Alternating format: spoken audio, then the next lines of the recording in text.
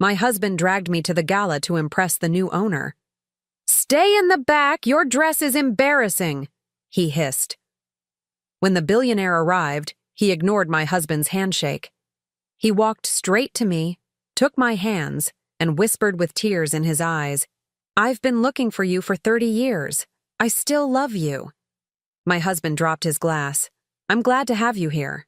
Follow my story until the end and comment the city you're watching from, so I can see how far my story has reached." I should have known Fletcher was planning something when he suddenly insisted I accompany him to the corporate gala. In 25 years of marriage, he had never once wanted me by his side at any business function. I was the wife who stayed home, who kept quiet, who made sure his shirts were pressed and his meals were ready when he returned from his important meetings with important people. "You're coming with me tonight," he announced that Tuesday morning, barely looking up from his Wall Street Journal. "The new CEO will be there.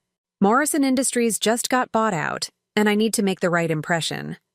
I paused in refilling his coffee cup, the hot liquid trembling slightly in the pot. "Are you sure you want me there? I don't really have anything appropriate to wear to something that fancy." Fletcher's gray eyes flicked up at me with that familiar look of disdain. "Find something.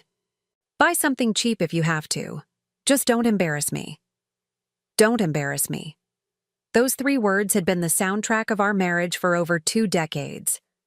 Don't embarrass me by talking too much at dinner parties. Don't embarrass me by mentioning your family background.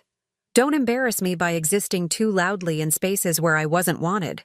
I spent the rest of that week searching through thrift stores and discount shops with the $200 Fletcher gave me monthly for personal expenses. Everything had to come from that allowance. My clothes, my toiletries, even the small gifts I bought for his business associates' wives during holidays. After 25 years, I had become an expert at finding decent clothing for almost nothing. The dress I finally found was navy blue with long sleeves, modest but elegant. It had cost me $45 at a consignment shop, and the woman behind the counter assured me it had come from an expensive department store originally. I pressed it carefully and hung it in the back of my closet, trying not to think about how Fletcher would find something wrong with it anyway. The night of the gala arrived faster than I wanted. Fletcher emerged from his dressing room in a perfectly tailored black tuxedo that probably cost more than I spent on clothes in an entire year. His silver hair was slicked back, and he wore his father's gold watch, the one that reminded everyone he came from money, even if his business was drowning in debt. "You ready?" he asked, then stopped when he saw me. His face immediately darkened. "That's what you're wearing?" I looked down at my dress, suddenly seeing it through his eyes. What had seemed elegant in the store now felt shabby and outdated. "I thought it looked nice. It was the best I could find with the budget you gave me." Fletcher shook his head in disgust. "It'll have to do. Just try to stay in the background tonight. Don't draw attention to yourself. And for God's sake, don't talk about anything personal. These are serious business people." The ride to the Grand Hyatt downtown was silent except for the classical music Fletcher preferred and the occasional sound of him checking his phone. I sat beside him, my hands folded in my lap, touching the small silver locket at my throat without thinking. It was the only piece of jewelry I owned that Fletcher hadn't bought me, the only thing that was truly mine. I had worn it every day for 30 years, tucked beneath my clothes where no one could see it. The hotel ballroom was exactly what I expected. Crystal chandeliers, white tablecloths, and the kind of people who measured their worth in stock portfolios and vacation homes. The air was thick with the scent of expensive perfume and fresh lilies, and everywhere I looked, women wore gowns that cost more than our monthly mortgage payment. "Stay here," Fletcher commanded, pointing to a spot near the bar where shadows from the decorative plants would hide me.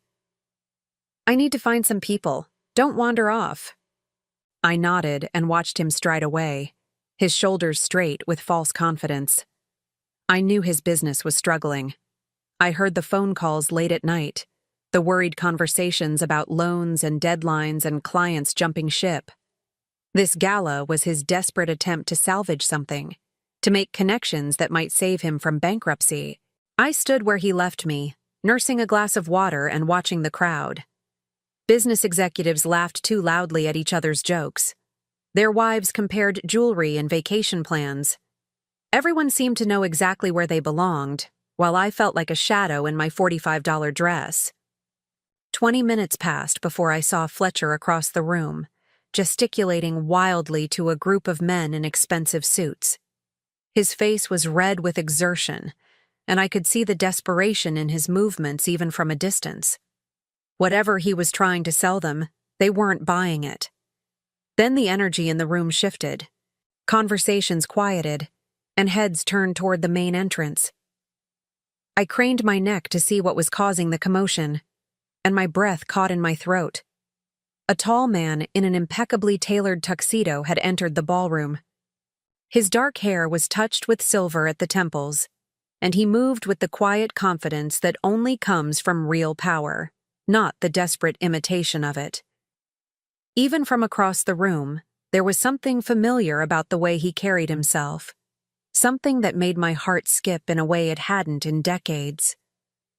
"That's him," someone whispered nearby. "That's Julian Blackwood, the new CEO." Julian. The name hit me like a physical blow. It couldn't be. After 30 years, it couldn't possibly be him. But as he turned slightly, scanning the crowd with those dark eyes I knew so well, I knew with absolute certainty that it was Julian Blackwood, the man I had loved with every fiber of my being when I was 22 years old, the man whose child I had carried for 3 months before losing everything, the man I had been forced to walk away from, leaving my heart buried in that college town where we had planned our entire future together. He was older now, distinguished in a way that spoke of success and power, but his face was the same. The strong jawline, the intense eyes that seemed to see straight through people, the way he held his head slightly tilted when he was thinking. My Julian, who wasn't mine anymore and hadn't been for 3 decades. I pressed myself further into the shadows, my heart pounding so hard I was sure people could hear it. What was he doing here? What were the chances that he would be the new CEO of the company Fletcher desperately needed to impress? Across the room, Fletcher spotted Julian and immediately began pushing through the crowd toward him. I watched in horror as my husband approached the man I had never stopped loving, his hand extended for a business handshake, his smile wide and predatory. Julian accepted the handshake politely, but I could see even from a distance that he wasn't really listening to whatever Fletcher was saying. His eyes were scanning the crowd, searching for something or someone. And then, as if drawn by some invisible force, his gaze found mine. The world stopped. For a moment that lasted an eternity, Julian Blackwood stared directly at me across that crowded ballroom. His face went completely white, and I saw his lips part in shock. The businessman facade crumbled, and for one heartbeat, he was 25 again, looking at me the way he used to look at me when we were young and believed that love could conquer anything. Then he was moving, walking straight toward me as if the 100 other people in that room didn't exist. Fletcher continued talking to empty air for several seconds before realizing that Julian was no longer listening. I saw my husband's confusion turn to alarm as he followed Julian's line of sight and realized he was heading directly for me. "Excuse me," Julian said to Fletcher without looking at him. His voice was deeper now, roughened by years and success, but it still made my knees weak. "I need to speak with your wife." Fletcher sputtered something about Julian making a mistake, about me being nobody important, but Julian wasn't listening. He walked straight to where I stood frozen in the shadows, stopped just close enough that I could smell his cologne. Something expensive and sophisticated, nothing like the aftershave he used to wear in college. "Maureen?" he said, and my name on his lips after 30 years made my eyes fill with tears I hadn't given myself permission to shed. "Julian," I whispered back, barely able to find my voice. Without hesitation, he reached out and took both my hands in his, the same way he used to do when we were young. His hands were warm and steady, and I could feel the weight of his wedding ring, or rather the absence of it. His ring finger was bare. "I've been looking for you for 30 years, he said, his voice thick with emotion. His dark eyes were bright with unshed tears, and when he spoke again, his words carried across the suddenly silent ballroom. "I still love you." The sound of Fletcher's champagne glass hitting the marble floor echoed like a gunshot through the stunned silence that followed. Julian's words hung in the air between us like a bridge I wasn't sure I was brave enough to cross. Around us, the gala had effectively stopped. Conversations died mid-sentence as the city's most powerful people stared at the scene unfolding before them. I could feel their curiosity burning into my skin, but all I could see was Julian's face, older and more weathered than the boy I had loved, but unmistakably him. "This is ridiculous." Fletcher's voice cut through the moment like a blade. He stepped between Julian and me, his face flushed with humiliation and rage. "Maureen, what the hell is going on here?" I opened my mouth to speak, but no words came. How could I explain 30 years of buried heartache in front of a room full of strangers? How could I tell my husband that he had never been anything more than a refuge from the pain of losing the only man I had ever truly loved? Julian's eyes never left my face. "Could we speak privately?" he asked, his voice gentle but carrying the unmistakable authority of someone accustomed to being obeyed. Fletcher laughed harshly. "Privately? She's my wife. Anything you have to say to her, you can say in front of me." "No," Julian said simply. "I can't." The weight of his gaze was almost unbearable. I could see the questions there, the hurt that time hadn't healed, the love that had somehow survived 3 decades of separation. But I could also see Fletcher's panic, the way his hands shook as he realized that his carefully planned evening was crumbling around him. "Julian," I finally managed to say, my voice barely above a whisper, "I can't. Not here. Not like this." He nodded slowly, understanding in a way that Fletcher never had. "Of course. But Maureen—" He reached into his jacket pocket and pulled out a business card, white with silver embossing. "Please, call me. We need to talk." I took the card with trembling fingers, our hands brushing for just a moment. The contact sent electricity through my entire body, a reminder of what it felt like to be touched with love instead of possession. "We're leaving," Fletcher announced loudly, grabbing my arm with enough force to bruise. "Now." Julian's expression darkened as he saw Fletcher's grip on me, and for a moment I thought he might intervene. But I shook my head slightly and he stepped back, his jaw clenched with obvious effort. "I'll be waiting for your call," he said quietly. Fletcher dragged me through the ballroom, past the staring faces and whispered speculations. I clutched Julian's business card in my free hand, the sharp edges pressing into my palm like a lifeline. The ride home was a nightmare of Fletcher's rage and accusations, but I barely heard him. My mind was spinning backward through time, to a small college town where I had been young and fearless and desperately in love. Julian and I met in our junior year at Colorado State. I was studying literature on a partial scholarship, working 3 jobs to pay for everything my financial aid didn't cover. He was in business school, brilliant and ambitious, but also kind in a way that surprised me. Rich boys weren't supposed to notice scholarship girls like me, but Julian did. Our first conversation happened in the library during finals week.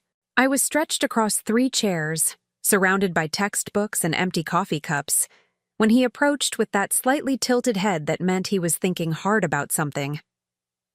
"You look like you could use some real food," he said, and his voice was warm with amusement. "The cafeteria closes in 20 minutes, but I know a place that stays open late. 24-hour diner with the best pie in town." I looked up from my Victorian literature textbook, ready to politely decline. I didn't have money for late-night dinners, and I certainly didn't have time for whatever game rich boys played with girls like me. But when I met his eyes, dark and serious and completely sincere, something inside me shifted. "I can't afford diners," I said honestly. "But thank you." "I didn't ask if you could afford it," he replied gently. I asked if you were hungry. That was Julian. Direct, honest, cutting through pretense to get to the heart of things. We went to the diner that night, and he bought me apple pie and listened while I talked about books and dreams and the scholarship I was desperately trying not to lose. He didn't try to impress me with stories about his family's money or his future plans. He just listened, really listened, in a way no one ever had before. We became inseparable after that. Julian introduced me to his world of cocktail parties and country clubs, but he also slipped away from those gatherings to explore my world of midnight study sessions and shared pizza in tiny dorm rooms. We talked about everything: literature and business, family and dreams, the future we were building together piece by careful piece. The night he proposed was perfect in its simplicity. We were sitting in our favorite spot by the campus lake, watching the sunset over the mountains. Julian pulled out his grandmother's emerald ring, antique and beautiful, and his hands shook as he slipped it onto my finger. "Marry me, Maureen," he said, and his voice was thick with emotion. "I want to spend the rest of my life making you happy." I said yes without hesitation. We were 22 and believed that love was enough to overcome any obstacle. We made plans for a small ceremony after graduation, a honeymoon in Europe, the apartment we would share while Julian finished his MBA. Everything seemed possible when you were 22 and in love. But Julian's parents had different plans. Charles and Victoria Blackwood were old Denver money, the kind of people who measured relationships in terms of social advantage and business connections. When they learned about Julian's engagement to a scholarship student from a middle-class family, their response was swift and brutal. They threatened to cut Julian off completely. No more tuition money, no trust fund, no place in the family business empire they had spent generations building. But worse than that, they threatened to destroy my scholarship, my future, everything I had worked so hard to achieve. Charles Blackwood had connections everywhere, including the university administration. One word from him, and I would lose everything. "They can't do this," Julian said when he told me about their ultimatum. We were in his apartment, and his face was white with fury. "I'll fight them. I'll give up the money, the business, all of it. We'll make our own way." But I was already pregnant with his child, though I hadn't told him yet. I had discovered it 3 days earlier, sitting on the bathroom floor of my dorm with a plastic test strip in my shaking hands. I was 22 and terrified and desperately in love with a man whose family would destroy us both rather than accept me. That night, I made the hardest decision of my life. I broke up with Julian without telling him about the baby. I gave him back his grandmother's ring and walked away from everything we had built together. I told him I had realized we were too different, that I didn't want the life he was offering me. I watched his heart break in real time, saw the confusion and pain in his eyes, and I nearly crumbled, but I held firm. I let him believe I had stopped loving him rather than tell him the truth, that his parents' threats had terrified me, that I was carrying his child, that I was sacrificing our future to protect him from having to choose between me and everything he had ever known. 3 weeks later, I lost the baby. A miscarriage at 8 weeks, sudden and devastating. I bled alone in a hospital emergency room, grieving not just for the child I had lost, but for the future that was already gone. Julian tried to reach out during those weeks, but I couldn't bear to see him. I couldn't bear to tell him that I had destroyed us for nothing, that the child we would have had together was gone. When Fletcher Morrison asked me to marry him 6 months later, I said yes. Fletcher was safe, predictable, completely different from Julian in every way that mattered. He wasn't the love of my life, but he offered security and a way to start over. I thought I could learn to love him, or at least to find contentment in the life he was offering. I was wrong about that, as I was wrong about so many things. Fletcher turned out to be controlling in ways that took years to fully understand. It started small. Suggestions about my clothes, my friends, the way I spoke in public. Gradually, those suggestions became demands, then ultimatums.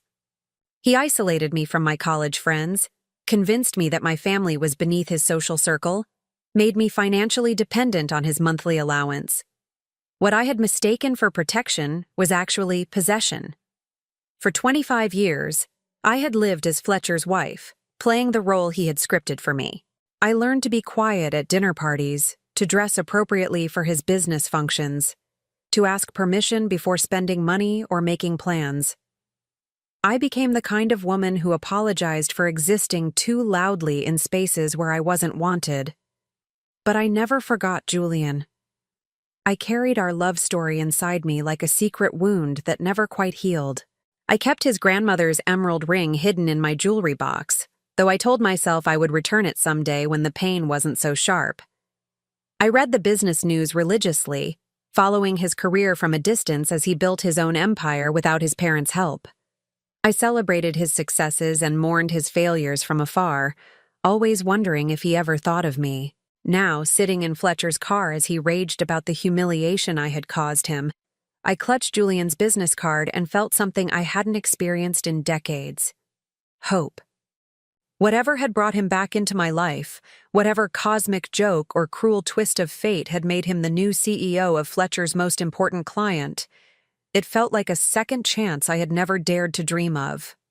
The business card felt like fire in my hands as I sat in our bedroom that night, staring at the simple white rectangle with silver embossing. Julian Blackwood, Chief Executive Officer, Blackwood Industries. A phone number, an email address. 30 years of separation reduced to a few lines of text.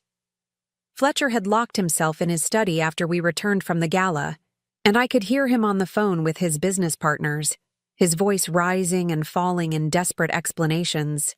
The walls in our house were thick, but not thick enough to muffle his panic. Everything had been riding on tonight's meeting with the new CEO, and instead of securing a contract, he had watched his wife's past explode into his present like a bomb. I should have told him years ago. Should have mentioned, casually over breakfast or during one of our silent dinners, that I had once known someone named Julian Blackwood. But how do you explain that you married one man while still desperately in love with another?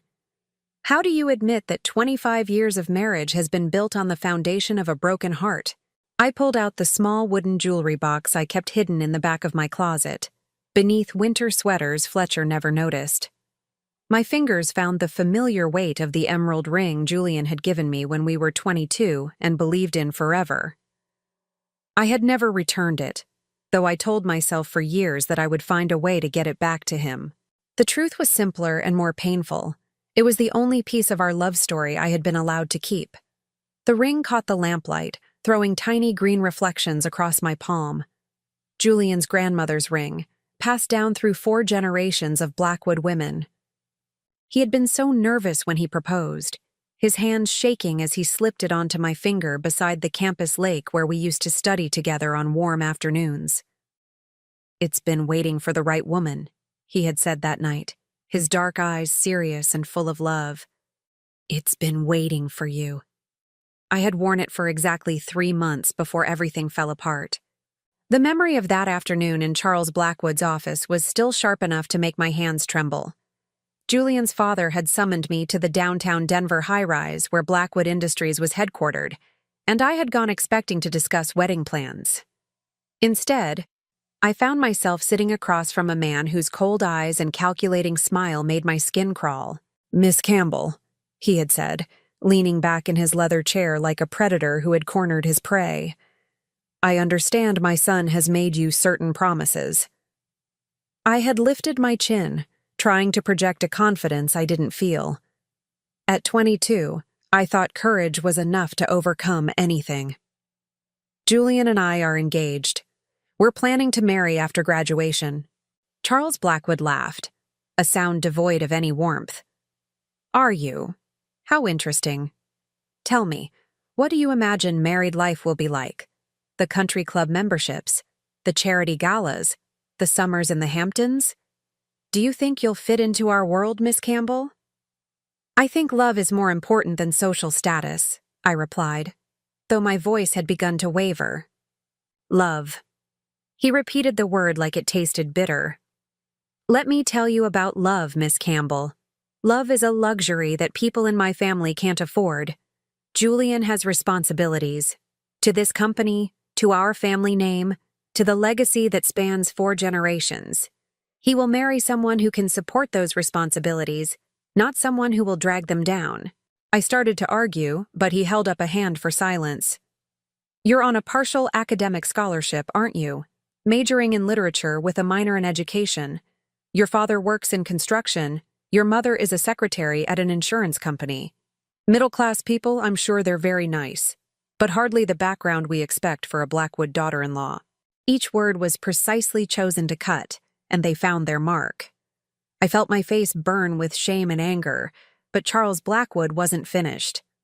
I've done my research, Miss Campbell. One phone call from me to the right people at Colorado State, and your scholarship disappears. Your grades are excellent, but there are plenty of excellent students who need financial aid. Without that scholarship, you'll have to drop out, won't you? All those dreams of becoming a teacher, of making something of yourself, gone.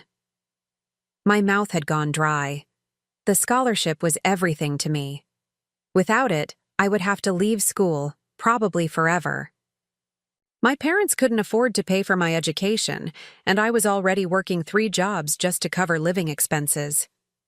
But that's not all, Charles continued, his smile growing wider. Julian thinks he's ready to give up his trust fund for you, to make his own way in the world. Young love, very romantic. But what he doesn't understand is that I can make sure he fails. Every door he tries to open, I can close. Every job he applies for, every business loan he needs. I have connections everywhere, Miss Campbell. I can ensure that Julian Blackwood becomes just another college graduate with an expensive education and no prospects. I sat frozen in my chair, understanding for the first time the true scope of the Blackwood family's power. This wasn't just about money or social status. This was about complete and utter destruction. So here's what's going to happen, Charles said, leaning forward across his massive mahogany desk. You're going to break up with my son. You're going to tell him you've realized the 2 of you are incompatible, that you want different things from life. You're going to give him back his grandmother's ring and walk away. And in return, I'll make sure you graduate with your scholarship intact. I might even put in a good word for you with some local school districts when you're ready to start your teaching career. The offer was both generous and terrible in its cynical calculation. He was buying me off, but he was also offering me the only chance I had to finish my education and build a life for myself. And if I refuse, I asked, though I already knew the answer. Then you'll both be destroyed. Julian will never forgive himself for ruining your future, and you'll never forgive yourself for ruining his. Either way, your relationship won't survive. This way, at least one of you gets to keep your dreams. I should have told Julian everything, should have run straight to him and confessed what his father had threatened. But I was 22 and terrified and carrying a secret I hadn't shared with anyone. I was pregnant with Julian's child. I had discovered it 3 days before that meeting with Charles Blackwood, sitting on the cold bathroom floor of my dorm room with a plastic pregnancy test in my shaking hands. 2 pink lines that changed everything. I had planned to tell Julian that weekend, had imagined his face lighting up with joy and wonder. We had talked about children, about the family we would build together someday. Someday had arrived sooner than we expected, but we loved each other enough to handle anything. Except Charles Blackwood's threats weren't directed just at us anymore. They were directed at our unborn child, at the future we were already creating together. If I refused his ultimatum, he would destroy Julian's career prospects, eliminate my education, and ensure that our baby would be born into poverty and struggle. I made the decision that haunts me still. I chose to sacrifice our love to protect our child's future. The breakup was the hardest thing I had ever done. I met Julian at our favorite coffee shop near campus, the one where we had spent countless hours studying together and planning our future. He was already there when I arrived, sitting at our usual table by the window, and his face lit up when he saw me the way it always did. "There's my beautiful fiancé," he said, standing to kiss me. How did the meeting with my father go? I hope he wasn't too intimidating. He can be a little intense when it comes to business. I couldn't look at him directly. Instead, I stared at the engagement ring on my left hand, the emerald catching the afternoon sunlight streaming through the window. We need to talk, Julian. Something in my tone must have warned him, because his smile faded immediately. What's wrong? I forced myself to meet his eyes, these dark eyes that had looked at me with such love and tenderness for the past year. I've been thinking about our engagement, about what marriage would mean. Okay. He sat down slowly, wariness creeping into his expression. What about it? I don't think we're right for each other. The lie tasted like poison in my mouth. We want different things from life. Julian stared at me for a long moment, confusion and hurt warring across his face. What are you talking about? Maureen, we've planned everything together. We want the same things. No, we don't. I pulled the ring off my finger, the metal sliding easily over my knuckle. It had been loose lately, probably because I had been too nervous to eat much since discovering the pregnancy. I've realized that I'm not cut out for your world. The country clubs, the social expectations, the pressure to be someone I'm not. I want something simpler. Then we'll have something simpler, Julian said immediately, reaching across the table for my hands. Maureen, I don't care about any of that. We can live however you want to live. I pulled my hands away before his touch could weaken my resolve. It's not just about how we live. It's about who we are. You're going to inherit your family's business someday. You'll need a wife who can support that world, who understands it. I'm not that person. You're exactly that person, Julian insisted, his voice rising with desperation. You're intelligent, beautiful, kind. You're everything I want in a wife, in a partner. Maureen, where is this coming from? Last week you were excited about looking at apartments for next year. What changed? Everything, I wanted to say. Everything changed when your father showed me exactly what your family is capable of. When I realized that loving you isn't enough to protect the child growing inside me. Instead, I placed the emerald ring on the table between us, the small click of metal against wood sounding like a gunshot in the quiet coffee shop. I'm giving you back your ring. Julian stared at the ring as if it were a poisonous snake. No, Maureen, this is crazy. Whatever's wrong, we can fix it. We love each other. Love isn't always enough, I said quietly, hating myself for the truth in those words. It is for us, Julian said fiercely. It has to be. I stood up before I could lose my nerve entirely. I'm sorry, Julian. I truly am. But this is for the best. For the best? Julian shot to his feet, his chair scraping against the floor. How is breaking up for the best? Maureen, talk to me. Tell me what's really going on here. For one terrible moment, I almost did. Almost told him about his father's threats, about the pregnancy, about the impossible choice I was being forced to make. But Charles Blackwood's warning echoed in my mind. Julian would never forgive himself for ruining my future, and I would never forgive myself for ruining his. Goodbye, Julian, I whispered, and walked away from the only man I had ever loved. 3 weeks later, I lost the baby.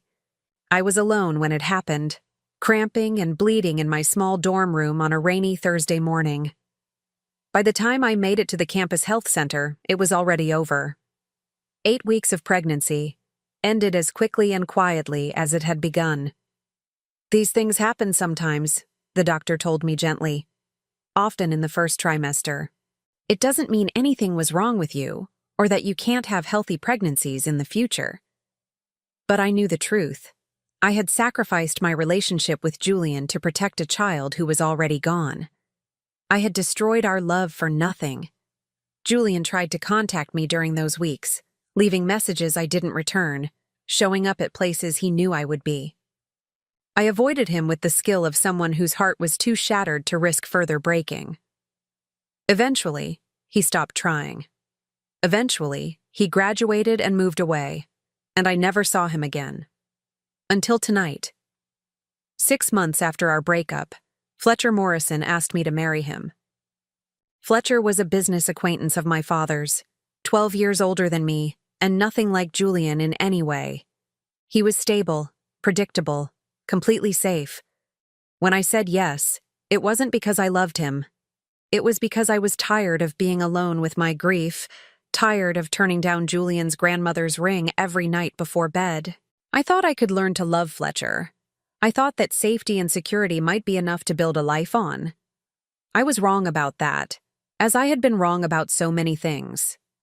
Now, 25 years later, I sat in the bedroom of the house Fletcher had bought to showcase his success, holding Julian's business card and his grandmother's ring, and wondering if second chances were real or just cruel jokes the universe played on people who had already lost everything that mattered. Tomorrow, I would have to decide whether to call the number on that white card, whether to open a door I had closed 3 decades ago, when I was young and pregnant and terrified enough to believe that love wasn't worth fighting for. The question was whether I was brave enough now to discover what might have been different if I had chosen to fight instead of run. I spent 3 sleepless nights staring at Julian's business card before I found the courage to call. Each time I picked up the phone, Fletcher's voice echoed in my mind with all the reasons I shouldn't, all the ways this would destroy the carefully constructed life we had built together. But lying awake at 3 in the morning, I realized that carefully constructed was just another way of saying completely hollow. On Thursday morning, Fletcher left early for a golf meeting with potential investors, desperate men like himself, trying to save sinking businesses with handshakes and false promises. I waited until I heard his car pull out of the driveway before I walked to the kitchen phone, my hands trembling as I dialed the number embossed in silver on that white card. Blackwood Industries, Mr. Blackwood's office, a professional female voice answered. This is? I paused, realizing I didn't know how to identify myself. I wasn't Julian's college girlfriend anymore. I wasn't his lost love. I was Fletcher Morrison's wife, calling a man who had declared his feelings for me in front of a ballroom full of Denver's most influential people. This is Maureen Morrison. Mr. Blackwood asked me to call. There was a brief silence, then the voice became noticeably warmer. Of course, Mrs. Morrison. Mr. Blackwood has been expecting your call. Can you hold for just one moment? The wait felt eternal. I gripped the phone so tightly my knuckles went white, listening to classical music that reminded me of the concerts Julian and I used to attend when we were students. He had introduced me to Mozart and Beethoven, sitting beside me in the university auditorium, and watching my face as I discovered the beauty of symphonies I had never had the opportunity to hear before. Maureen. His voice came through the line like a caress, the same way he used to say my name when we were alone together in his apartment, wrapped in each other's arms and talking about our future. Thank you for calling. I almost didn't, I admitted, surprising myself with my honesty. I'm not sure this is wise. Wise has nothing to do with it, Julian said softly. Some things are just necessary. Can you meet me for coffee? Somewhere we can talk without interruption? I understood his meaning. Somewhere Fletcher wouldn't find us, wouldn't cause another scene like the one at the gala. There's a small cafe on 16th Street, the Blue Moon. Do you know it? I'll find it. Can you be there in an hour? An hour. 60 minutes to decide whether I was brave enough to see him again, to sit across from him and hear whatever he needed to say. 60 minutes to choose between the life I knew and the possibility of something I had thought was lost forever. I'll be there, I said, and hung up before I could change my mind. The Blue Moon Cafe was tucked between a bookstore and a vintage clothing shop, the kind of place where artists and students nursed single cups of coffee for hours while working on novels or studying for exams. I had discovered it years ago during one of my rare solo outings, and I came here sometimes when Fletcher's control felt too suffocating, when I needed to remember that there was a world beyond our marble-floored house where people laughed freely and talked about ideas instead of stock portfolios. I arrived 15 minutes early and chose a table in the back corner, where shadows from the exposed brick walls would provide some privacy. The cafe smelled like roasted coffee beans and cinnamon pastries, and the low murmur of conversation created a cocoon of anonymity. I ordered a latte I didn't want and watched the door, my heart hammering against my ribs like a caged bird. Julian arrived exactly on time, scanning the room until his eyes found mine. He looked different in the daylight streaming through the cafe windows. Older, yes, but also more substantial somehow. The boy I had loved had grown into a man who commanded attention without demanding it, who wore authority like a well-tailored suit. But when he smiled at me, really smiled for the first time since that night at the gala, I saw traces of the 22-year-old who had proposed to me beside a campus lake. "You look beautiful," he said as he sat down across from me, and I felt heat rise in my cheeks. Fletcher hadn't called me beautiful in years. Pretty, maybe, when I was dressed appropriately for one of his business functions. Acceptable, presentable, never beautiful. "You look successful," I replied, deflecting the compliment because I didn't know how to accept it anymore. Julian's smile faded slightly. "Success isn't the same thing as happiness, Maureen. I learned that the hard way." A waitress appeared to take Julian's order. Black coffee, the same way he used to drink it in college when we stayed up all night studying together. After she left, an awkward silence stretched between us, filled with 30 years of unspoken words and unanswered questions. "Why did you leave?" Julian asked finally, his voice quiet but direct. "The real reason, not the story about us wanting different things." I never believed that, not for 1 second. I had rehearsed this conversation in my mind for 3 days, trying to find words that would explain without revealing too much. But sitting across from him, seeing the pain that still lived in his dark eyes after all these years, I found myself telling him everything. I told him about his father's threats, about the meeting in that cold downtown office where Charles Blackwood had laid out exactly how he would destroy both our futures if I didn't walk away. I told him about the pregnancy I had hidden from everyone, about losing the baby 3 weeks after our breakup, about marrying Fletcher because I was tired of grieving alone. Julian listened without interrupting, his face growing paler with each revelation. When I finished, he sat in stunned silence for a long moment, his hands clenched into fists on the small cafe table. "My father threatened you," he said finally, his voice deadly quiet. "And you were pregnant. With my child." I nodded, unable to trust my voice. "Jesus Christ, Maureen." Julian ran both hands through his hair, a gesture I remembered from when he was overwhelmed or frustrated. "Why didn't you tell me?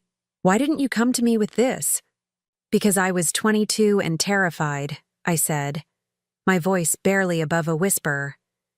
"Because your father convinced me that loving you would destroy both of us. Because I thought I was protecting you. Protecting me." Julian laughed, but there was no humor in it. "You protected me by breaking my heart and disappearing from my life. You protected me by letting me believe for 30 years that I wasn't good enough to keep you." The pain in his voice was unbearable. I reached across the table instinctively, covering his clenched fist with my hand. "Julian, I'm so sorry. I thought I was doing the right thing." He turned his hand palm up, capturing my fingers in his. His touch was warm and familiar, even after 3 decades. "My father died 5 years ago," he said quietly. "I spent the last 15 years of his life trying to earn his approval, trying to prove I could build something without his help. I never knew about the threats, never knew what he did to you." "It doesn't matter now," I said, though we both knew that was a lie. It mattered more than ever, because understanding the past was the only way to make sense of the present. "It matters to me," Julian said firmly. "It matters because I need you to know that I never stopped loving you. Not when you left, not when you married Fletcher, not when I married Catherine because my parents insisted I needed a suitable wife for appearances. I searched for you, Maureen. For years I hired investigators, followed leads that went nowhere. I never gave up hope that someday I would find you again. My heart clenched at the pain in his confession. Julian. I divorced Catherine 3 years ago, he continued. Amicable, no children, no real love lost on either side. We both knew we had married for the wrong reasons. And then, last month, I finally found you. My investigators tracked down your marriage records, your address. I was planning to approach you carefully, diplomatically. I never imagined I would walk into that gala and see you standing there like something out of a dream. The weight of his words settled between us like a promise and a threat. He had found me, had been planning to contact me, had been searching for 30 years. The life I had built with Fletcher, the carefully maintained routine of our marriage, the safety I had thought I needed, all of it suddenly felt as fragile as tissue paper. What happens now? I asked, though I was afraid of the answer. Julian's hand tightened around mine. That depends on you. I know you're married. I know this is complicated. But Maureen, I also know that what we had was real, and I don't think it ever really died. Not for me, and I don't think for you either. He was right, and we both knew it. Sitting across from him in that small cafe, I could feel the pull between us as strongly as I had when we were 22 and believed that love could conquer anything. But I wasn't 22 anymore. I was 57 and married to a man who controlled every aspect of my life, who would never let me go without a fight. Fletcher will never give me a divorce, I said quietly. Not willingly. He sees me as a possession, not a person, and he needs my compliance to maintain his image, especially now when his business is struggling. Then don't ask his permission, Julian said simply. Leave him. Come work for me. I'll make sure you're protected financially and legally. The offer hung in the air between us, tempting and terrifying in equal measure. A job would give me independence, a way to support myself without Fletcher's monthly allowance. Working for Julian would give me a reason to see him every day, to rebuild whatever connection still existed between us. But it would also mean war with Fletcher, who would see my employment by Julian as the ultimate betrayal. I need time to think, I said, though part of me wanted to say yes immediately, wanted to walk out of that cafe and into a new life without looking back. Julian nodded, understanding as always. Take all the time you need. But Maureen. He pulled out another business card, this one with his personal cell phone number written on the back. Don't disappear on me again. Whatever you decide, don't just vanish. I can't go through that again. I took the card, our fingers brushing once more. I won't disappear, I promised, and meant it. We sat in comfortable silence for a few more minutes, drinking coffee that had grown cold while we excavated the ruins of our past. When Julian finally stood to leave, he leaned down and kissed my cheek gently, the same way he used to when we were students and he was walking me back to my dorm after long study sessions in the library. I'll be waiting, he said softly, for however long it takes. I watched him leave, this man who had loved me for 30 years without knowing why I had left him. The cafe suddenly felt empty without his presence, as if all the light had gone out of the room. I sat alone with my cold coffee and tried to imagine what my life might look like if I was brave enough to choose love over safety, possibility over routine. The drive home was a blur of Denver traffic and racing thoughts. I kept Julian's business card in my purse, next to the first one he had given me at the gala, and I could feel them there like a secret heartbeat. By the time I pulled into our driveway, I had almost convinced myself that I could do it, that I could tell Fletcher I was leaving, that I was taking a job with Julian's company, that our marriage was over. But Fletcher was waiting for me in the kitchen when I walked through the door, and one look at his face told me that my decision might not be mine to make after all. "Where have you been?" he demanded, his voice sharp with suspicion and barely contained rage. "I went for coffee," I said carefully, hanging my purse on the hook by the door and trying to project casual innocence. Just needed to get out of the house for a while. Coffee. Fletcher repeated the word like it was a foreign concept. For 3 hours. I had been gone longer than I realized. Time moved differently when you were excavating 30 years of buried feelings, trying to make sense of choices that had shaped your entire adult life. I ran some errands afterward, I lied smoothly. Groceries, dry cleaning, the usual things. Fletcher stepped closer, his gray eyes scanning my face for signs of deception. Groceries, he said. Then where are they? My stomach dropped. I had been so consumed with thoughts of Julian, so overwhelmed by our conversation, that I had driven straight home without stopping anywhere. I forgot to pick them up. I was distracted, thinking about other things. What other things? Fletcher's voice was dangerously quiet now, the tone he used when he was trying to control his temper in public. What could possibly be so important that you forgot to do the one thing you told me you were going out to do? I could see the trap closing around me, could feel Fletcher's suspicion crystallizing into something more dangerous. He had always been jealous, possessive, but the encounter with Julian at the gala had triggered something primal in him. He knew he was losing control, and a man like Fletcher would do anything to maintain his grip on what he considered his property.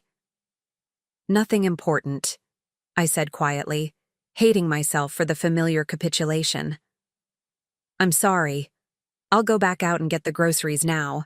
No. Fletcher grabbed my arm, his fingers digging into my flesh hard enough to leave bruises. You're not going anywhere. Not today, not tomorrow, not until I figure out what the hell is going on with you and Julian Blackwood.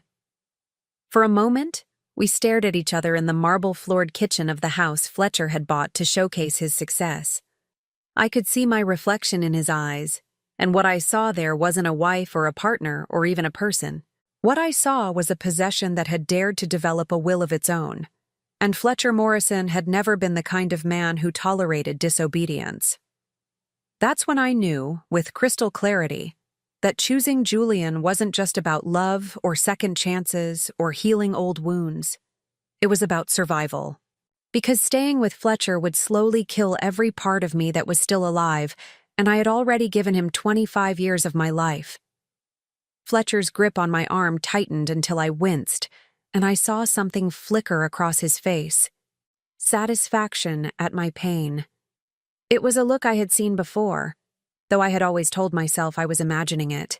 Fletcher Morrison took pleasure in my discomfort, in my compliance, in the small ways he could demonstrate his power over me. Let go of me, I said quietly, testing the waters of rebellion for the first time in 25 years.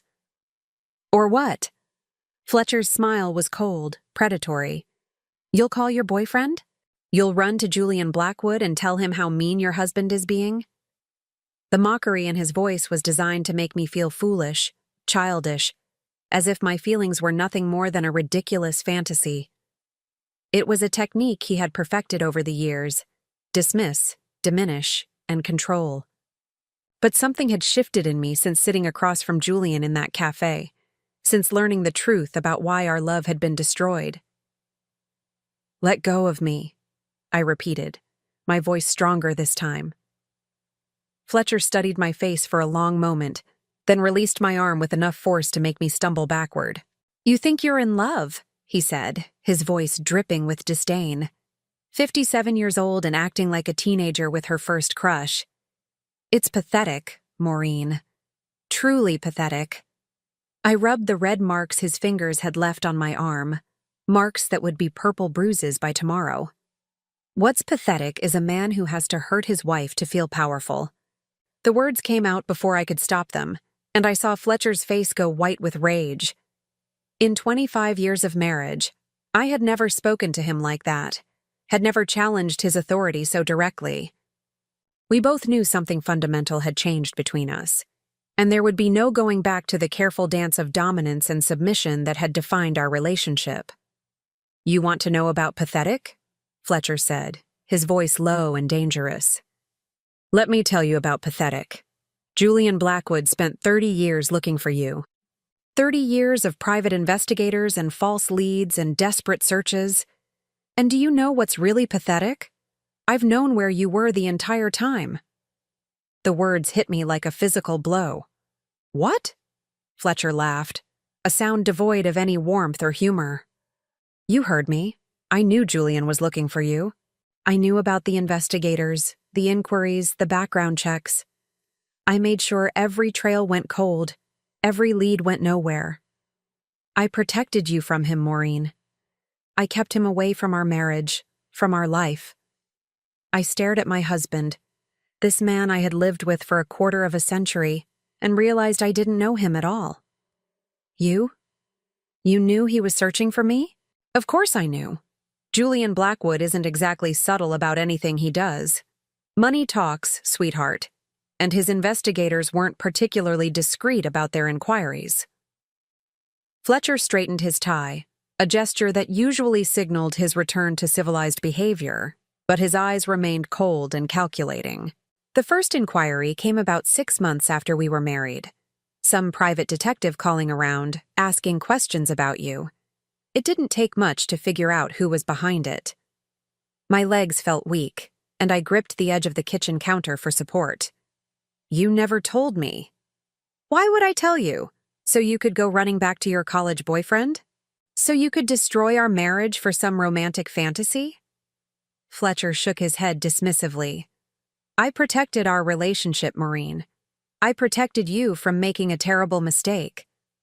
You protected yourself, I said, understanding flooding through me like ice water. You knew that if Julian found me, if he told me the truth about why we broke up, I would leave you. Fletcher's smile was sharp as a blade.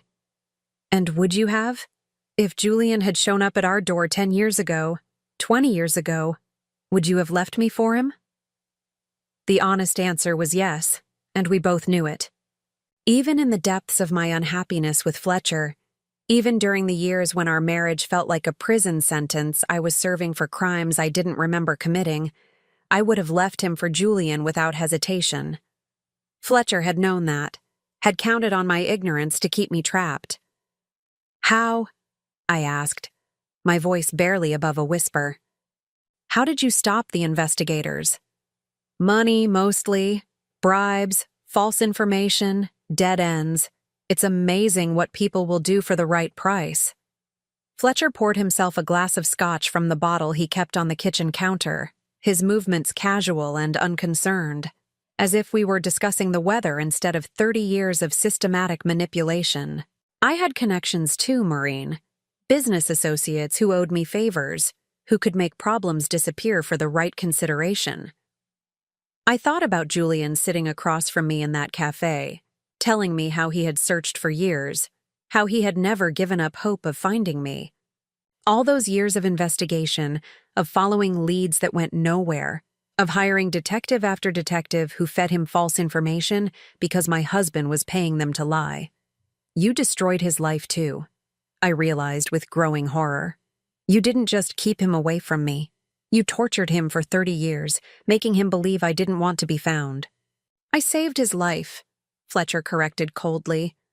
Julian Blackwood was obsessed with you, Maureen, completely obsessed. If I hadn't intervened, he would have wasted his entire future chasing after a woman who had already moved on, already chosen a different path. I never chose you, I said, the truth spilling out like poison from an old wound. I settled for you. I married you because I was broken and alone and thought I didn't deserve better. But I never chose you, Fletcher. Not really. For the first time in our conversation, Fletcher looked genuinely hurt.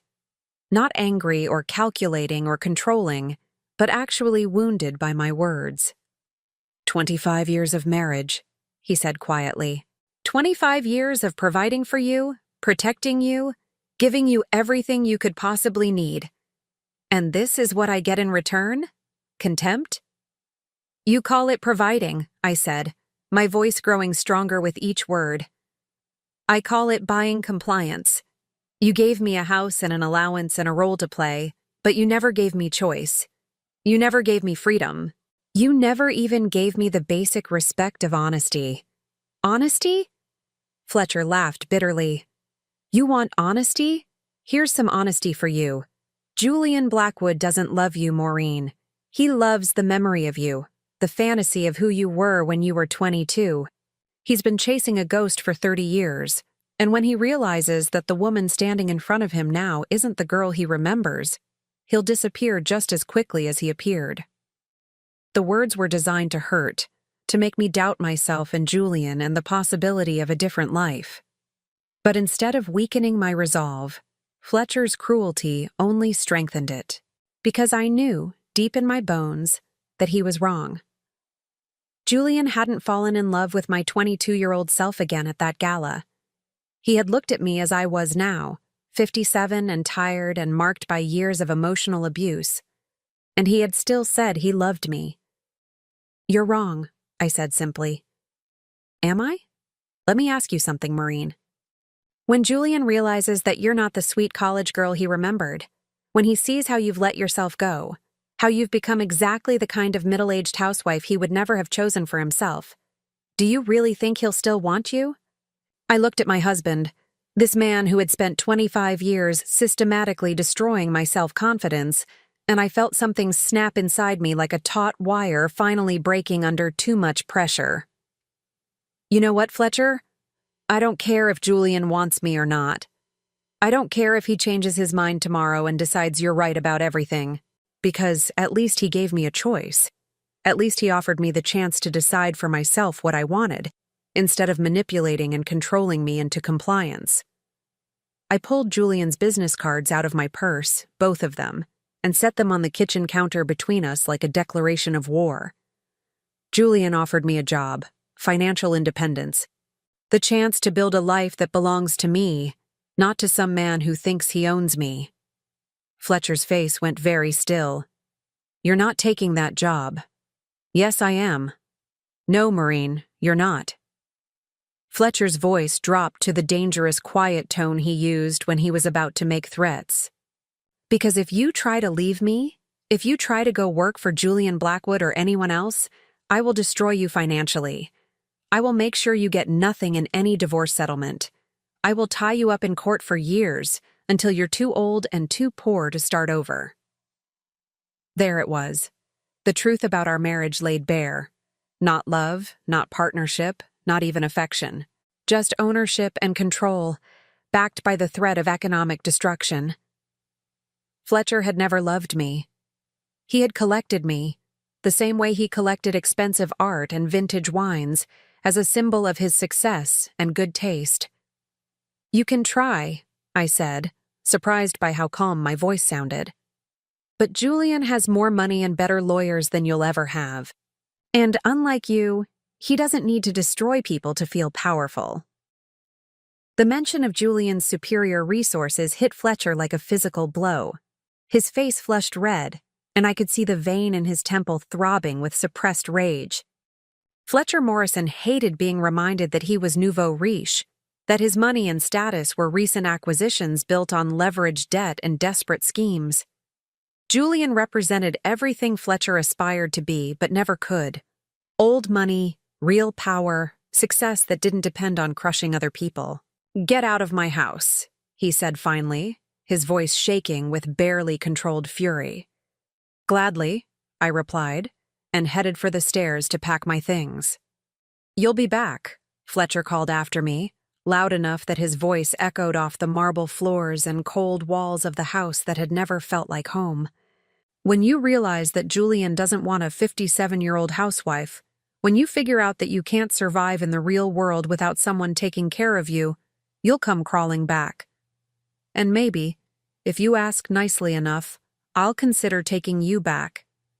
I paused on the staircase and looked down at my husband of 25 years. This man who had systematically isolated me from everyone I loved, who had spent 3 decades lying to me about Julian's attempts to find me, who honestly believed that I was too weak and too damaged to exist without his control. No, Fletcher, I said quietly. I won't be back. Because whatever happens with Julian, whatever happens with the job or the future or any of it, I finally understand something important. I would rather be alone for the rest of my life than spend one more day with someone who sees me as a possession instead of a person. As I climbed the stairs to pack my clothes, I could hear Fletcher behind me, already on the phone with someone, his voice rising and falling in angry explanation. Probably calling his lawyer or his business manager or one of the other men who helped him maintain the illusion of success and respectability. But for the first time in 25 years, I wasn't listening to Fletcher Morrison's voice with fear or anxiety or the need to please. I was listening to it the way you listen to background noise, something irrelevant that would soon fade away entirely.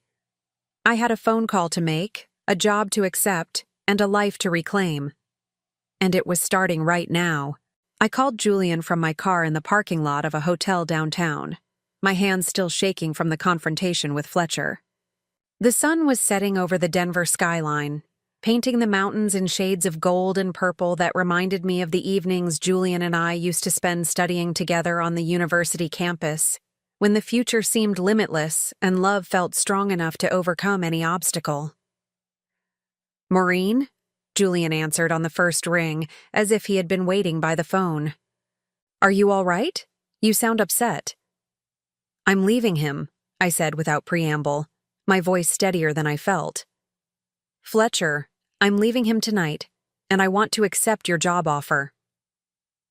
There was a moment of silence, then Julian's voice came through warm and sure. "Where are you?"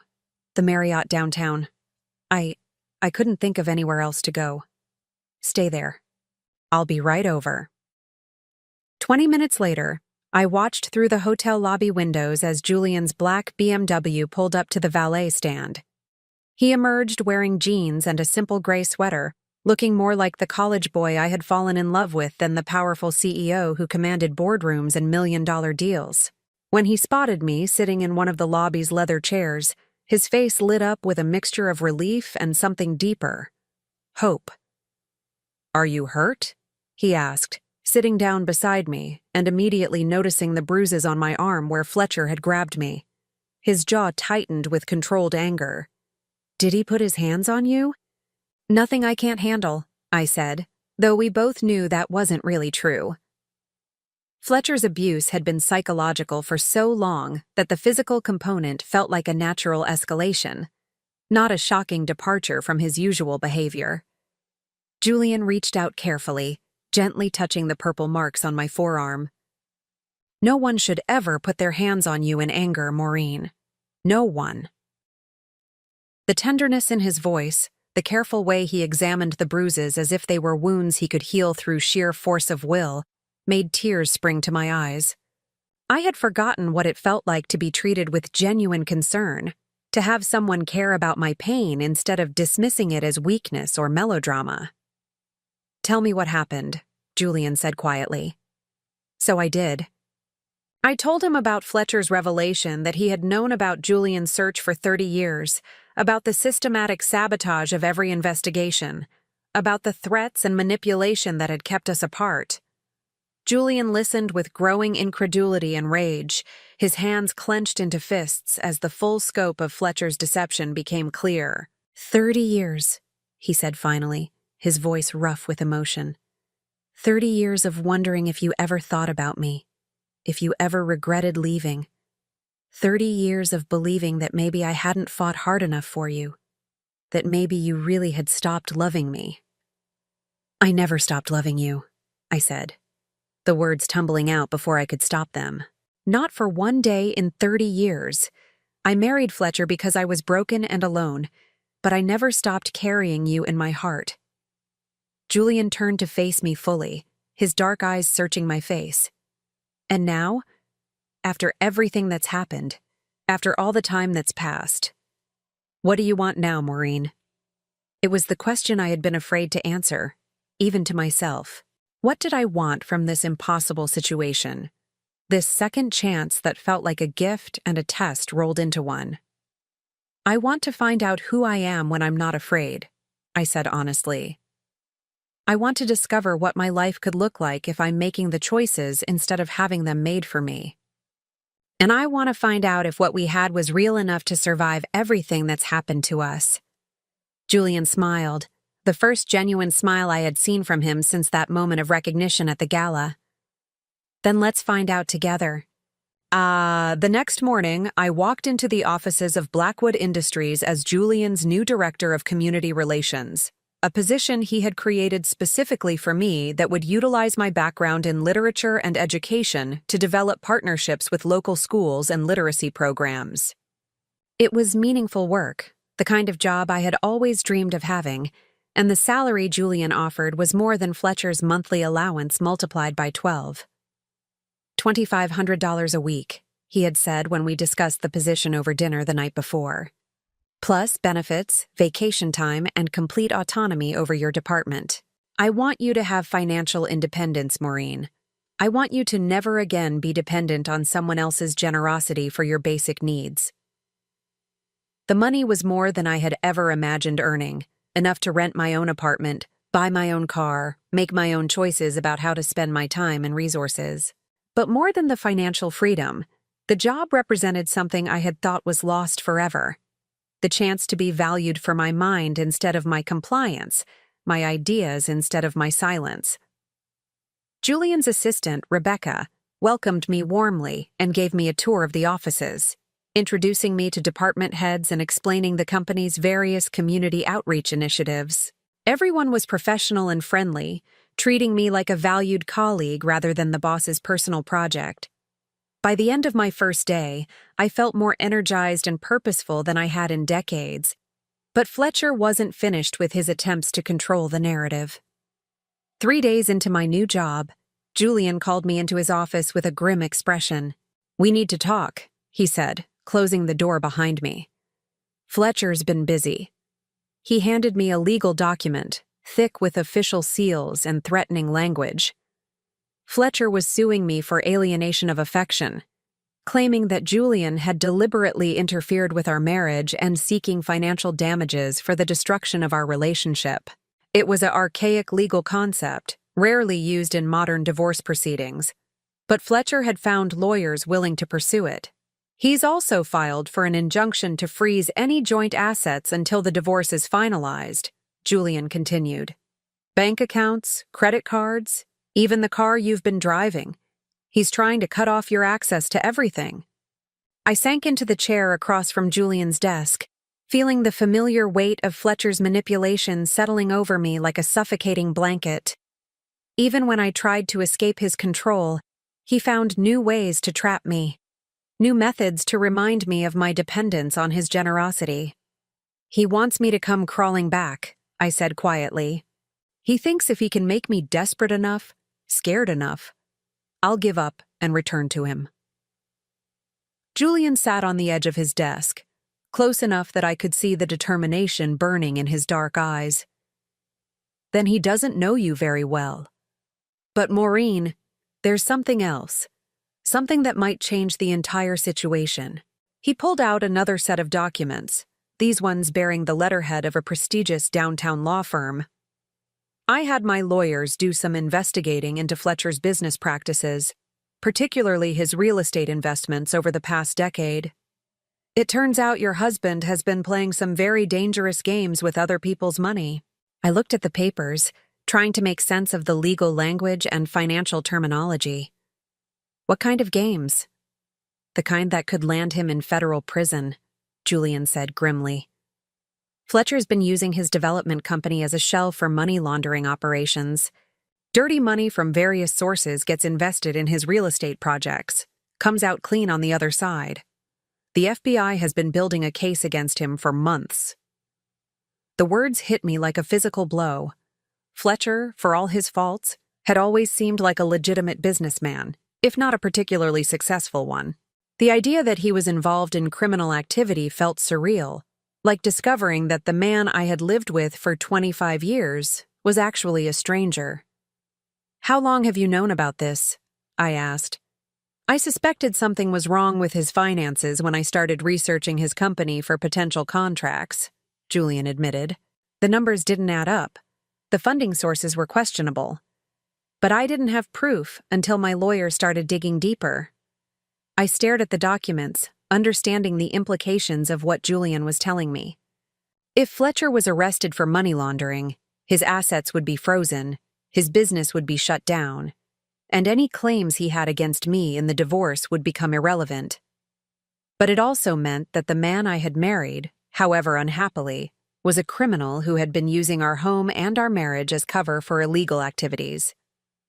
"What do we do?" I asked. Julian's expression was carefully neutral, but I could see the protectiveness in his eyes, the same fierce determination that had driven him to search for me for 30 years. "We do nothing. The FBI will do their job, and Fletcher will face the consequences of his choices. But Maureen, you need to understand, when this comes out, and it will come out soon, there's going to be a lot of media attention. Your marriage to Fletcher will be scrutinized. Your connection to me will be public knowledge. It's going to be uncomfortable for a while." I thought about the house I had shared with Fletcher, the marble floors and expensive furniture that had apparently been purchased with laundered money. I thought about the charity galas we had attended, the business associates we had entertained, all of it part of Fletcher's elaborate facade of respectability. How much of our life together had been built on lies I never knew were being told. "I don't care about the media attention," I said finally. "I care about doing the right thing. And the right thing is letting the truth come out, whatever that means for Fletcher or for me." Julian nodded, something like pride flickering across his face. The woman I fell in love with 30 years ago would have said exactly the same thing. 2 weeks later, Fletcher Morrison was arrested at his office on charges of money laundering, fraud, and tax evasion. The local news media covered the story extensively, focusing on the dramatic fall of a prominent Denver businessman and the millions of dollars in illegal transactions that had funded his real estate empire. Our divorce proceedings became a footnote to the larger criminal case, with Fletcher's lawyers too busy trying to keep him out of federal prison to pursue harassment lawsuits against me. I watched the news coverage from Julian's penthouse apartment, where I had been staying since leaving the hotel. It felt surreal to see Fletcher in handcuffs, being led away from the office building where he had conducted business for decades. This man who had controlled every aspect of my life for 25 years looked small and frightened on television, no longer the intimidating figure who had dominated our marriage. "How do you feel?" Julian asked, sitting beside me on the sofa as the news anchor moved on to other stories. "Free," I said, surprising myself with the honesty of the answer. "For the first time in decades, I feel completely free." Julian reached over and took my hand, our fingers interlacing naturally. "Free to do what?" I looked at this man who had loved me for 30 years, who had given me a job and financial independence, and the chance to discover who I was when I wasn't afraid. I thought about the emerald ring hidden in my purse, the symbol of promises we had made when we were young, and believed that love could conquer anything. Maybe it could. "Free to find out if it's possible to fall in love with the same person twice," I said softly. Julian's smile was answer enough. 8 months later, I stood in front of the mirror in the bridal suite at the Four Seasons, adjusting the simple ivory dress I had chosen for my second wedding. It was nothing like the elaborate gown I had worn when I married Fletcher. No train, no veil, no desperate attempt to convince myself that expensive fabric could transform a marriage of convenience into a love story. This dress was elegant in its simplicity, perfect for a woman who had finally learned the difference between settling and choosing. "You look beautiful, sweetheart," said Margaret, Julian's assistant who had become my closest friend over the past months. She was fastening a string of pearls around my neck, something borrowed from her own jewelry collection, continuing a tradition I had never properly observed the first time around. The pearls caught the afternoon sunlight streaming through the suite's windows, and for a moment I was transported back to my college days, when Julian and I used to spend lazy Sunday mornings in his apartment, reading the newspaper and planning our future together. We had been so young then, so certain that love was the only ingredient necessary for a happy ending. Now, at 58, I understood that love was just the beginning, the foundation upon which you built trust, respect, partnership, and the 1,000 small choices that created a life worth sharing. "Are you nervous?" Margaret asked, stepping back to admire her handiwork. Excited, I corrected, and realized it was true. When I married Fletcher 30 years ago, I had been numb with grief and desperate for security. Today, I was marrying Julian because I chose to, because I wanted to spend whatever years I had left with the man who had loved me faithfully through 3 decades of separation. A soft knock on the door interrupted my thoughts. "Come in," I called, expecting to see the wedding coordinator or perhaps Julian's sister Catherine, who had flown in from Boston for the ceremony. Instead, Julian himself stepped into the room, looking devastatingly handsome in his charcoal gray suit. Margaret made a disapproving sound in her throat. "Julian Blackwood, you know you're not supposed to see the bride before the ceremony," she scolded. "It's bad luck." Julian's eyes never left my face as he smiled at Margaret's protest. "After 30 years of bad luck, I think Maureen and I are due for some good fortune. Besides, I have something that belongs to her." He reached into his jacket pocket and pulled out a small velvet box, the same one I remembered from our engagement 31 years ago. When he opened it, his grandmother's emerald ring caught the light exactly the way it had beside that campus lake, when we were young and believed that promises made with tears of joy were unbreakable. "I believe this is yours," Julian said softly, taking my left hand in his. "It's been waiting for you to come home." I had given him back the ring in that coffee shop 3 decades ago, thinking I was protecting both our futures by walking away. Now, as he slipped it onto my finger where it belonged, I understood that some promises were stronger than the forces that tried to break them. Some love was patient enough to wait 30 years for a second chance. "It still fits," I whispered, watching the emerald catch the afternoon light. "Some things are meant to be," Julian replied, lifting my hand to kiss the ring gently. Margaret dabbed at her eyes with a tissue, muttering about hormonal responses to romantic gestures, but she was smiling as she ushered Julian toward the door. "Out," she commanded. "The bride needs 5 more minutes, and you need to get to the altar before your guests start wondering if you've changed your mind." Julian paused in the doorway, looking back at me with the same expression he had worn at the gala 8 months ago. Wonder mixed with gratitude, as if he still couldn't quite believe I was real. "I'll be the one waiting at the end of the aisle," he said quietly. "I know," I replied. "You've been waiting for 30 years. After he left, I took one final look at myself in the mirror. The woman staring back at me looked older than the 22-year-old bride who had married Fletcher, but she also looked stronger, more certain, more genuinely happy than I had ever seen her before. This wasn't a woman settling for security or running from grief. This was a woman who had fought her way back to love and was brave enough to claim it. The ceremony took place in the hotel's garden, overlooking the mountains that had served as the backdrop for Julian's and my college romance. 50 guests sat in white chairs arranged between rose bushes and flowering trees, friends and colleagues who had welcomed me into Julian's world with warmth and genuine affection.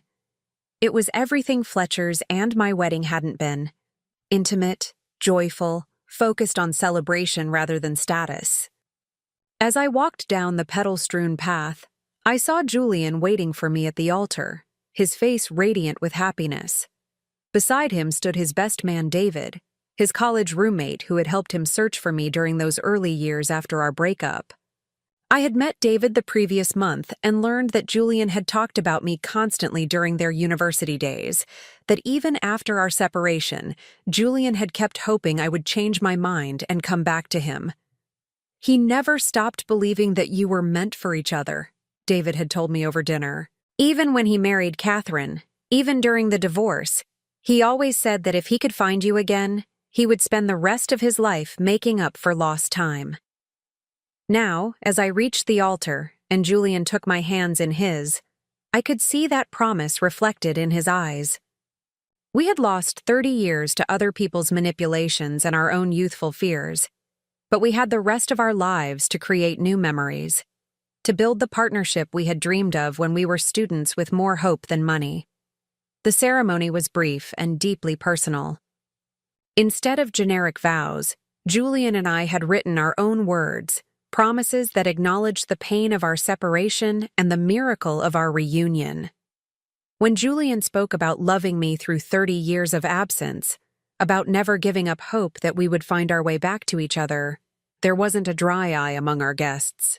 "I promise to never let fear make decisions for us again," I said when it was my turn to speak.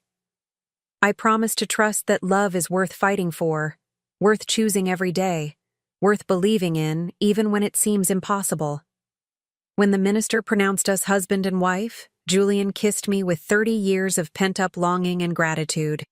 The garden erupted in applause and joyful laughter, but all I could hear was my own heartbeat and Julian's whispered "finally" against my lips.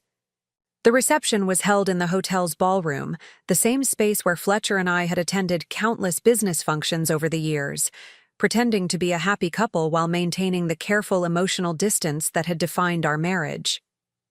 Tonight, that ballroom was transformed into something magical. Candlelit tables, soft jazz music, and the kind of genuine celebration that happens when people gather to witness real love. During our first dance, Julian and I swayed to the same song we had danced to at our senior prom 31 years ago. "The Way You Look Tonight," with its promise of enduring love and timeless beauty, felt prophetic now in a way it hadn't then. "Any regrets?" Julian asked as we moved together, his arms strong and certain around me. "Only one," I said, smiling up at him. "I regret that we lost 30 years, but I don't regret the path that led us back to each other. Without everything we've been through, I might not appreciate how precious this is." Julian spun me gently, and I caught a glimpse of our guests watching us with the kind of satisfaction that comes from witnessing a long-overdue happy ending. Margaret was dancing with David, tears of joy still visible on her cheeks. Catherine, Julian's sister, was deep in conversation with several of my new colleagues from Blackwood Industries, all of them treating me like family, rather than the boss's new wife. After the formal dances ended, Julian and I stepped onto the hotel's terrace for a few moments of quiet together. The Denver skyline sparkled below us, and in the distance, the mountains stood silhouetted against the star-filled sky. It was the same view I had admired during my college years, when Julian and I used to drive into the foothills to study and dream about our future together. "Do you remember what we used to say about those mountains?" Julian asked, following my gaze. I smiled at the memory. That they had been there for millions of years, and they would be there for millions more. That some things were permanent, even when everything else felt temporary. "Like us," Julian said simply. "Like this." He pulled out his phone and showed me a photograph he had taken during the ceremony. The moment when I walked down the aisle toward him, my face glowing with happiness and certainty. In the background, the mountains rose majestically, eternal witnesses to our second chance at love. "I want to remember this moment exactly as it is," Julian said. "I want to remember how it feels to finally have everything I've ever wanted." As we stood together on that terrace, surrounded by the celebration of our love and the promise of our shared future, I thought about Fletcher serving his sentence in federal prison, about the house I had shared with him now empty and awaiting sale by Government Assets Recovery. I felt no vindictive satisfaction at his downfall, only a quiet gratitude that his lies and manipulations were no longer my burden to carry. I thought about Charles Blackwood, Julian's father, who had died 5 years earlier, still believing that he had successfully separated his son from an unsuitable woman. He had never lived to see Julian and me reunited, had never been forced to confront the failure of his cruel machinations. Perhaps that was justice enough. Most of all, I thought about the woman I had been 8 months ago, trapped, controlled, convinced that safety was more important than happiness. She felt like a stranger now, someone I remembered with compassion but no longer recognized as myself. The woman I had become was stronger, braver, more willing to fight for what mattered. She was someone I was proud to be. "What are you thinking about?" Julian asked, noticing my contemplative expression. "The future," I said honestly. "Our future." All the mornings we'll wake up together, all the decisions we'll make as partners instead of strangers sharing a house. All the years we have left to love each other properly. Julian lifted my left hand to his lips, kissing the emerald ring that had finally found its way home. 58 isn't too late for a new beginning, is it?